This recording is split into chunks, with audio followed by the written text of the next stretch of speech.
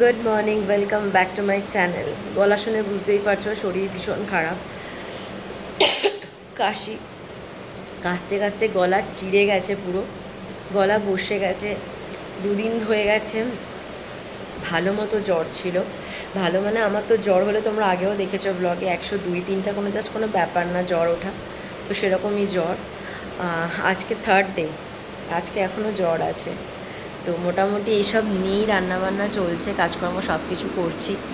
আমার অলরেডি হয়ে গেছে, এখানে দেখতেই পাচ্ছ, সেটা হচ্ছে পাবদা মাছ কালো জিরে দিয়ে, বেগুন দিয়ে, ধনেপাতা দিয়ে।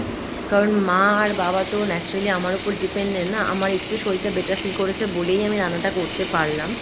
তো এটা হয়ে গেছে। এদিকে ভাবলাম একটু আলু চচ্চড়ি করে দেখি, কারণ মা আর বাবা রাত্রিরে খাওয়াটা খুব সমস্যা। মানে মার অ্যাকচুয়ালি অসুবিধা হচ্ছে না, কারণ মা মাছ ভাত খায়, কিন্তু বাবা রুটিটা খায়। সো বাবা কী দিয়ে খাবে এটা একটা সমস্যা। তারপর সকালবেলা দুজনে রুটি খায় টিফিনে, সেটা কী দিয়ে খাবে।